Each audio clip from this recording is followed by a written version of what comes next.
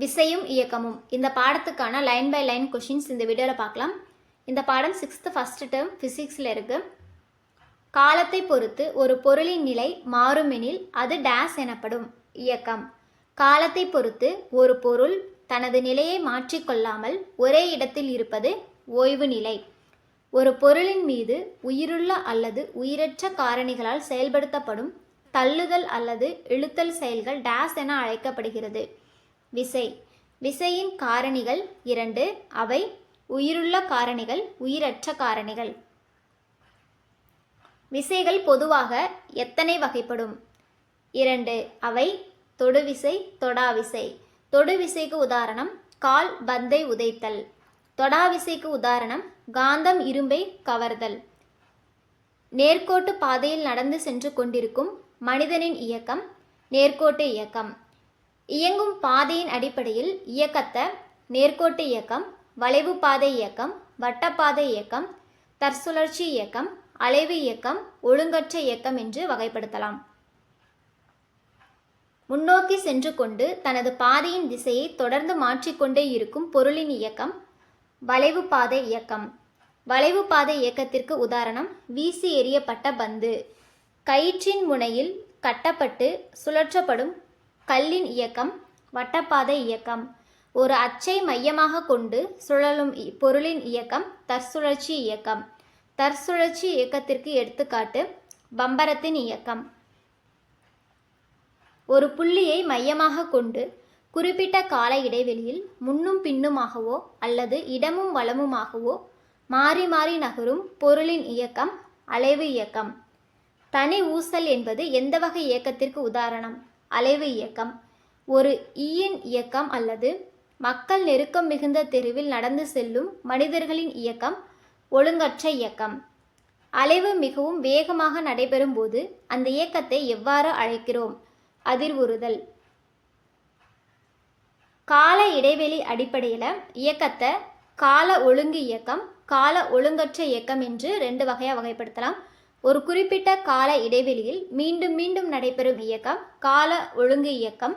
பூமியை சுற்றி வரும் நிலவின் இயக்கம் கால ஒழுங்கு இயக்கம், அலைவு இயக்கம் அல்ல. ஊஞ்சலில் ஆடிக்கொண்டிருக்கும் ஒரு குழந்தையின் இயக்கம் கால ஒழுங்கு இயக்கம் மற்றும் அலைவு இயக்கம். ஒரு குறிப்பிட்ட கால இடைவெளியில் சீராக நடைபெறாத இயக்கம் கால ஒழுங்கற்ற இயக்கம்.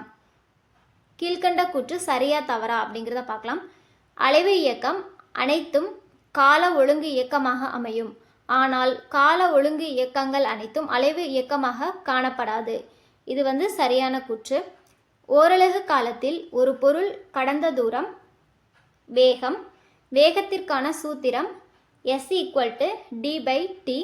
இதில் S அப்படிங்கிறது வேகம், டிங்கிறது கடந்த தொலைவு, டிங்கிறது எடுத்துக்கொண்ட காலம்.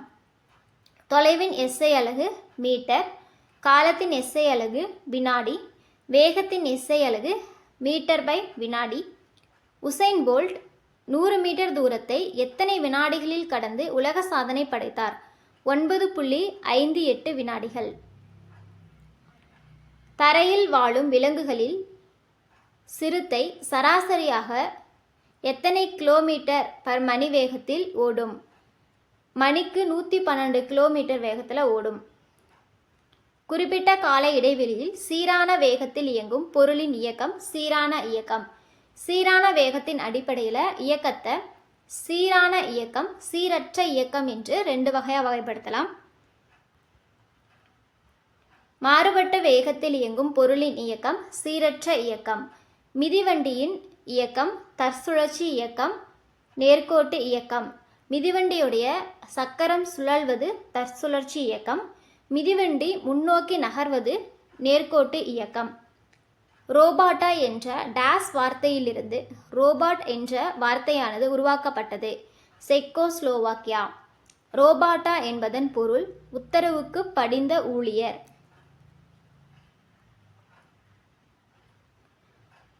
ரோபாட்டுகளை பற்றி பயிலும் அறிவியல் பிரிவு ரோபாட்டிக்ஸ். ரோபாட்டுகளின் கண்களாகவும் காதுகளாகவும் செயல்படுபவை மின்னணு உணர்விகள். ரோபாட்டுகளில் தொடுதலுக்கான நுட்பத்தினை வழங்குவது அழுத்த உணர்விகள். மனித மூளை போல சிந்திக்கத்தக்க வகையில் கணினி செயல்பாடுகளை உருவாக்குவது செயற்கை நுண்ணறிவு.